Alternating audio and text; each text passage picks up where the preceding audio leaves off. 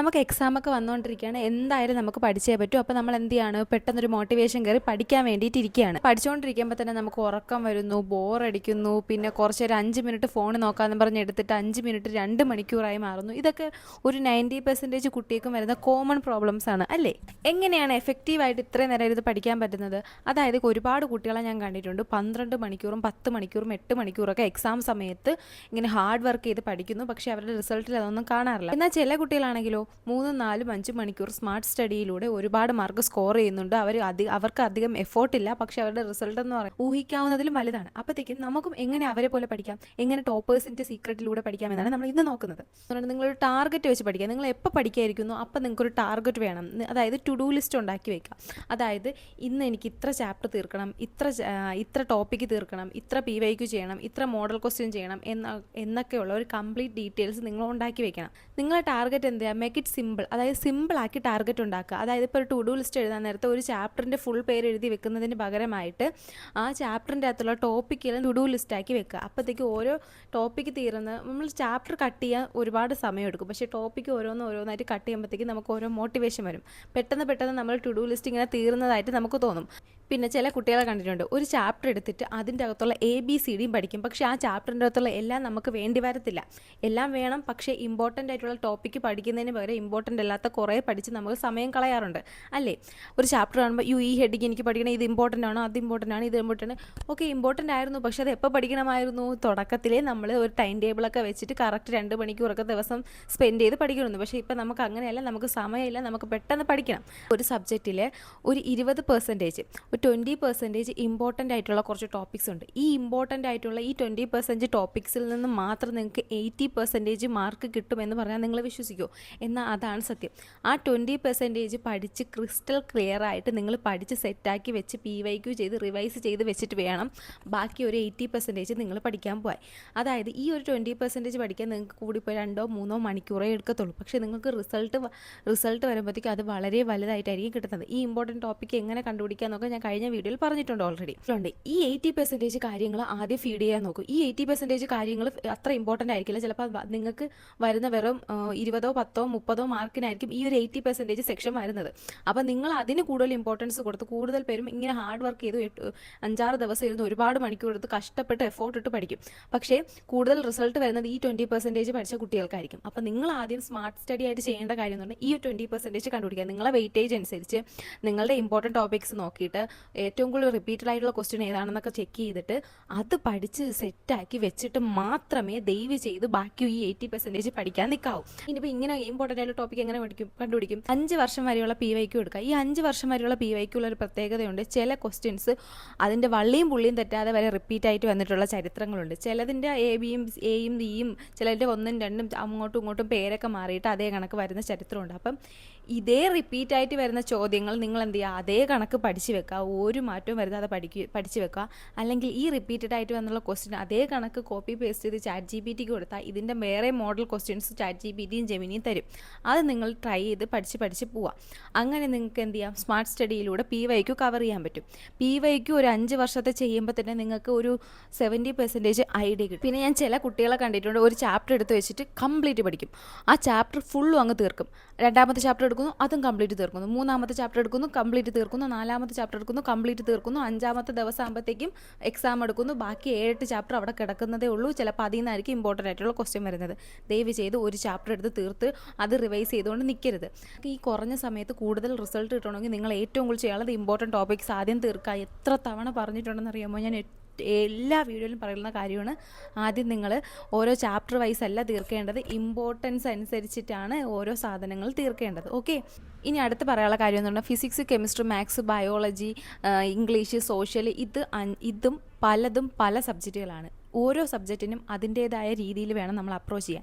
ഞാൻ ചില കുട്ടികളെ കണ്ടിട്ടുണ്ട്, ഫിസിക്സ് അപ്രോച്ച് ചെയ്യുന്ന അതേ രീതിയിലായിരിക്കും ബയോളജി അപ്രോച്ച് ചെയ്യുന്നത്. ഒരിക്കലും അങ്ങനെയല്ല. അതായത് ഇപ്പം നമ്മൾ ബയോളജി എങ്ങനെയാണ്, ബയോളജി സോഷ്യലൊക്കെ നമ്മൾ ബൈഹാർട്ട് ചെയ്യുന്ന കാര്യങ്ങളാണ്. നമുക്ക് കൺസെപ്റ്റ് മനസ്സിലാക്കി പോയി ബൈഹാർട്ട് ചെയ്ത് വെച്ച് എഴുതുന്ന എക്സാമാണ്. ഇതേ കണക്ക് ബൈഹാർട്ട് ചെയ്തിട്ട് നമ്മൾ കെമിസ്ട്രിക്കും ഫിസിക്സിനും പോയാൽ എങ്ങനെയിരിക്കും? സുഖമായിരിക്കും.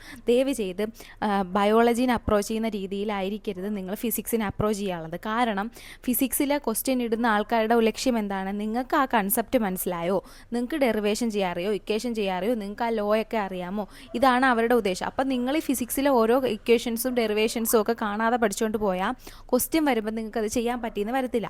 ദയവ് ചെയ്ത് ഫിസിക്സും കെമിസ്ട്രിയും ഒന്നും ബൈഹാർട്ട് ചെയ്ത് വെക്കരുത്. ചില ഈ ന്യൂട്ടൺസ് ലോ, സെക്കൻഡ് ലോ, അതൊക്കെ ആണെങ്കിൽ നമുക്ക് എന്ത് ചെയ്യാം, അതൊക്കെ നമുക്ക് ബൈഹാർട്ട് ചെയ്യാനുള്ള സാധനങ്ങളാണ്. പിന്നെ ബൈഹാർട്ട് ചെയ്യണ അത്ര നല്ല സ്വഭാവമൊന്നുമല്ല. എന്ത് സാധനമായാലും മനസ്സിലാക്കി പഠിക്കുന്നതാണ് better. What ever it is. ഇംഗ്ലീഷും സെക്കൻഡ് ലാംഗ്വേജൊക്കെ റൈറ്റിംഗ് സ്കില്ലാണ്. നമ്മൾ എത്രത്തോളം വായിക്കുന്നു, എത്രത്തോളം എഴുതുന്നു, അതിലൂടെ മാത്രമേ നമുക്കതിൽ സ്കോർ ചെയ്യാൻ പറ്റൂ. ഇംഗ്ലീഷിലൊക്കെ നല്ല സ്കോർ ചെയ്യണമെങ്കിൽ ഇംഗ്ലീഷ് നന്നായി വായിക്കണം, ഇംഗ്ലീഷ് നന്നായി എഴുതി പഠിക്കണം. ഇതിലൂടെ അല്ലാതെ ഇംഗ്ലീഷും സെക്കൻഡ് ലാംഗ്വേജിലൊന്നും നമുക്ക് മാർക്ക് സ്കോർ ചെയ്യാൻ പറ്റത്തില്ല. നമ്മൾ മാത്സും ഫിസിക്സൊക്കെ പഠിക്കുന്ന അതേ ഒരു രീതിയിലല്ല നമ്മൾ ഇംഗ്ലീഷ് പഠിക്കുന്നത്. ഓരോ സബ്ജക്റ്റിനും അതിൻ്റേതായ ഇമ്പോർട്ടൻസ് കൊടുക്കണം, അതിൻ്റേതായ സമയവും കൊടുക്കണം. ഇപ്പോൾ ഇംഗ്ലീഷിന് അരമണിക്കൂർ മതിയെങ്കിൽ ഫിസിക്സിന് ചിലപ്പോൾ നിങ്ങൾക്ക് 2 മണിക്കൂർ വേണം. പിന്നെ ചില കുട്ടികൾ എൻ്റെ അടുത്ത് കമൻറ്റ്സ് വഴി ചോദിച്ചിട്ടുണ്ടായിരുന്നു, ടൈം ടേബിൾ തരുമോ. ഓൾറെഡി എങ്ങനെയാണ് ഒരു ടൈം ടേബിൾ ഉണ്ടാക്കുക എന്നുള്ള ഡീറ്റെയിൽ ആയിട്ടുള്ള വീഡിയോ ഞാൻ ഇട്ടിട്ടുണ്ട്. എന്നിട്ടും കുട്ടികൾ ഒരുപാട് പേര് വന്നിട്ട് +1 ടൈം ടേബിൾ തരുമോ, SSLC ടൈം ടേബിൾ തരുമോ, +2 ടൈം ടേബിൾ തരുമോ. ഞാനൊരു കാര്യം വ്യക്തമായി പറഞ്ഞുതരാം. ഒരാൾക്ക് വേണ്ടിയിട്ട് നമുക്ക് ഒരിക്കലും ഒരു ടൈം ടേബിൾ ഉണ്ടാക്കി കൊടുക്കാൻ പറ്റത്തില്ല. നമുക്കൊരു മോഡൽ ടൈം ടേബിൾ വേണമെങ്കിൽ ഉണ്ടാക്കിയിടാം. നിങ്ങൾ എത്ര മണിക്ക് എണീക്കുന്നു, നിങ്ങൾ എപ്പോൾ പഠിക്കുന്നു, നിങ്ങൾ ഏത് രീതി പഠിക്കുന്നു, എത്ര നേരം പഠിക്കുന്നു, രാത്രി എത്ര നേരം ഇരുന്ന് പഠിക്കുന്നു, നിങ്ങൾക്ക് ഏതാണ് എളുപ്പമുള്ള ചാപ്റ്റർ, ഏതാണ് പാടുള്ള ചാപ്റ്റർ, നിങ്ങൾക്ക് ഏതൊക്കെ ടോപ്പിക്ക് അറിയാം, എത്രയൊക്കെ അറിയാം, എത്രത്തോളം അറിയാം, എത്ര ആഴത്തിൽ അറിയാം, ഇതൊക്കെ കംപ്ലീറ്റ് ഡീറ്റെയിൽസ് നിങ്ങൾക്ക് മാത്രമേ അറിയൂ. അപ്പോൾ ഞാൻ ഇപ്പോൾ ഒരു ടൈം ടേബിൾ ഇട്ട് തരാണെങ്കിൽ അതിൻ്റെ അത് ഞാൻ ചിലപ്പോൾ കൂടുതൽ ഇമ്പോർട്ടൻസ് കൊടുക്കുന്ന ഫിസിക്സിനായിരിക്കും, ചിലപ്പോൾ കെമിസ്ട്രിക്കായിരിക്കും കൂടുതൽ ഇമ്പോർട്ടൻസ് കൊടുക്കുന്നത്, ചിലപ്പോൾ നിങ്ങൾക്ക് ഏറ്റവും പാടുള്ള സബ്ജക്റ്റ് എന്ന് പറയുന്നത് മാത്സും ഇംഗ്ലീഷും ആയിരിക്കും. അപ്പോൾ ഞാൻ തരുന്ന ടൈം ടേബിൾ നിങ്ങൾക്ക് ശരിയാവത്തില്ല. അപ്പോൾ നിങ്ങൾ എന്താ ചെയ്യേണ്ടത്, ഞാൻ പ്രൊവൈഡ് ചെയ്യുന്ന ഒരു ടൈം ടേബിൾ നോക്കിയിട്ട് നിങ്ങൾക്ക് എങ്ങനെ എഫക്റ്റീവായിട്ട് നിങ്ങൾക്ക് പാടുള്ള സബ്ജക്റ്റും എളുപ്പമുള്ള സബ്ജക്റ്റും കമ്പയർ ചെയ്ത് ടോപ്പിക് വൈസ് നിങ്ങൾ തന്നെ സ്വന്തമായിട്ട് ഒരു ടൈം ടേബിൾ ഉണ്ടാക്കിയെടുക്കുക. ഇനി ഈ ടൈം ടേബിൾ ഉണ്ടാക്കുന്നതിൽ എന്തെങ്കിലും ഡൗട്ട് ഉണ്ടെങ്കിൽ നിങ്ങൾ കമൻറ്റ് ബോക്സിൽ പറഞ്ഞാൽ ഞാൻ വീണ്ടും വേറെ ഏതെങ്കിലും വീഡിയോയിലൂടെ കമൻറ്റിലൂടെ നിങ്ങൾക്ക് റിപ്ലൈ തരാൻ നോക്കാം. അടുത്ത കാര്യം എന്ന് പറയുന്നത് നിങ്ങളെ ഫോർഗെറ്റിംഗ് കർവാണ്. അതായത് നമ്മൾ ഒരു കാര്യം പഠിച്ചാൽ, ഞാൻ കഴിഞ്ഞ വീഡിയോയിൽ പറഞ്ഞിട്ടുണ്ടായിരുന്നു, ഒരു കാര്യം പഠിച്ചാൽ അതായത് 24 മണിക്കൂറിനുള്ളിൽ 70% ഇൻഫർമേഷൻ നമ്മുടെ ബ്രെയിൻ ഡിലീറ്റ് ചെയ്യപ്പെടും. നമ്മുടെ ബ്രെയിൻ എന്ത് ചെയ്യും, ഡിലീറ്റ് ചെയ്യപ്പെടും. സോ നമ്മൾ എന്ത് ചെയ്യണം, അത് കൂടുതലായിട്ട് ബ്രെയിനിൽ ഉറപ്പിച്ച് നിർത്തണം. അപ്പോൾ നമ്മൾ എന്തെങ്കിലും കറക്റ്റ് ഫോമിൽ റിവൈസ് ചെയ്യണം. എങ്ങനെയാണ് റിവിഷൻ ചെയ്യണമെന്നുള്ള ഓൾറെഡി ഞാൻ വീഡിയോ ഇട്ടിട്ടുണ്ട്. ദിവസം എത്ര തവണ റിവൈസ് ചെയ്യണം, എങ്ങനെ റിവൈസ് ചെയ്യണമെന്നും ഞാൻ ഓൾറെഡി പറഞ്ഞിട്ടുണ്ട്. ഒരുപാട് വന്നിട്ടുള്ളൊരു കമൻറ്റാണ്, എങ്ങനെയാണ് മാത്സ്, അതായത് മാത്സ് കുട്ടികൾ ഒരുപാട് പേരും ഇതുവരെ പഠിച്ചു പോലും തുടങ്ങിയിട്ടില്ല, ഒരുപാട് പഠിക്കാൻ കിടപ്പുണ്ട്.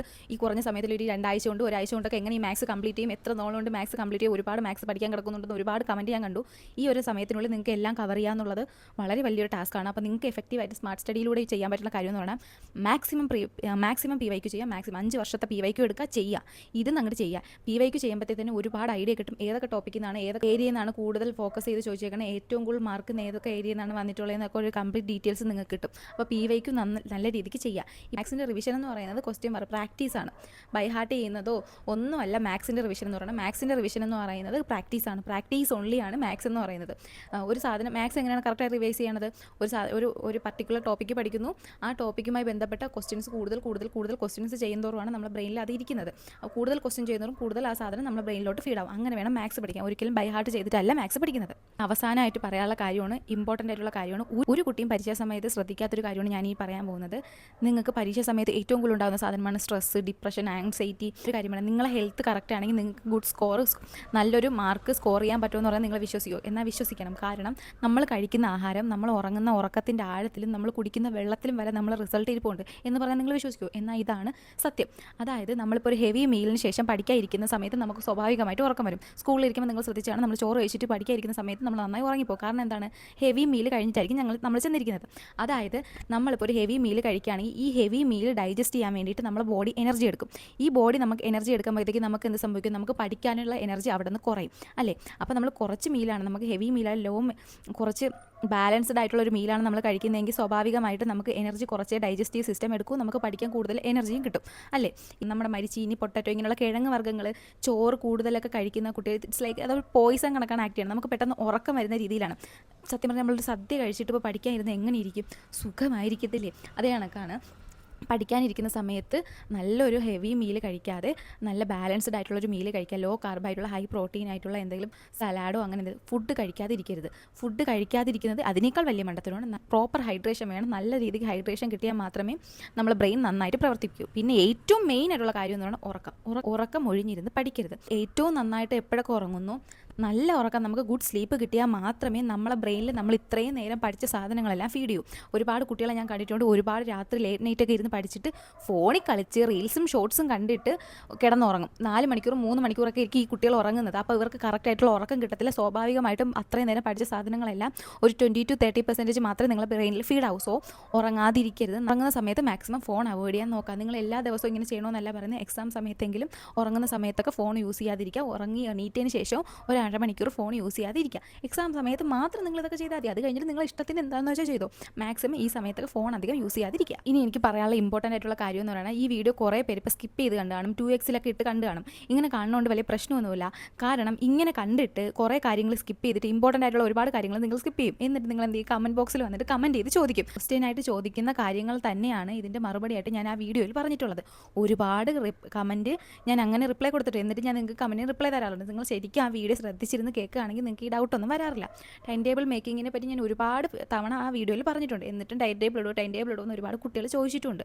അപ്പോൾ നിങ്ങൾ എന്ത് ചെയ്യുക, വീഡിയോ ശ്രദ്ധിച്ചിരുന്ന് കേൾക്കുക. നിങ്ങൾക്ക് ആവശ്യമുള്ള കാര്യങ്ങൾ മാത്രമേ ഇതിൽ എല്ലാത്തിലും പറയുന്നുള്ളൂ. നിങ്ങൾക്ക് ആവശ്യമില്ലാത്ത ഒന്നും പറയുന്നില്ല. ആകെ ഞാൻ ആവശ്യമില്ലാത്ത, നിങ്ങൾക്ക് ആവശ്യമില്ലാത്തതായിട്ട് തോന്നുന്ന കാര്യം എന്ന് പറയുന്നത് ലൈക്കും സബ്സ്ക്രൈബും ഷെയറും ചെയ്യാന്ന് പറയുന്ന കാര്യങ്ങൾ മാത്രമാണ്. അപ്പോൾ നിങ്ങൾ എന്ത് ചെയ്യുക, വീഡിയോ ശ്രദ്ധിച്ചിരുന്ന് കേൾക്കുക. നമ്മൾ ഇന്നത്തെ വീഡിയോ എന്ന് പറയുന്നത് നിങ്ങൾക്ക് ഇത് യൂസ്ഫുൾ ആയെന്ന് ഞാൻ വിചാരിക്കുന്നു. അപ്പോൾ ഞാൻ ഇപ്പോൾ ഈ ഇടയായിട്ട് ആഴ്ചയിൽ 3-4 ലോങ് വീഡിയോ ഇടാൻ ശ്രമിക്കുന്നുണ്ട്. കാരണം മാർച്ചിലൊക്കെ കുട്ടികൾക്ക് ഒരുപാട് എക്സാം വരുന്നുണ്ട്. അപ്പോൾ നിങ്ങൾ എന്ത് ചെയ്യുക, സബ്സ്ക്രൈബ് ചെയ്ത് വെച്ചേക്കണം. നിങ്ങൾക്ക് യൂസ്ഫുൾ ആയിട്ടുള്ള ഒരുപാട് വീഡിയോ ഞാൻ റെക്കോർഡ് ചെയ്ത് വെച്ചിട്ടുണ്ട്, ഷൂട്ട് ചെയ്ത് വെച്ചിട്ടുണ്ട്. അപ്പോൾ മിസ് ചെയ്യാൻ നിങ്ങൾ എല്ലാവരും അത് കാണണം. ബെല്ലൈക്കൺ എനേബിൾ ചെയ്ത് വെക്കണം, എന്നാലേ നോട്ടിഫിക്കേഷൻ വരുള്ളൂ. അപ്പോൾ അത്രയേ ഉള്ളൂ. നിങ്ങൾക്ക് വീഡിയോ ഇഷ്ടപ്പെട്ടെങ്കിൽ ലൈക്ക് ചെയ്യുക, ഷെയർ ചെയ്യുക, സബ്സ്ക്രൈബ് ചെയ്യുക. എന്തെങ്കിലും ഡൗട്ട് ഉണ്ടെങ്കിൽ എന്തായാലും നിങ്ങൾ എന്തെങ്കിലും കമൻറ്റ് ചെയ്യുക. ഞാൻ എല്ലാ കമൻറ്റിനും റിപ്ലൈ കൊടുക്കാറുണ്ട്. അപ്പോൾ അത്രയേ ഉള്ളൂ. ബൈ.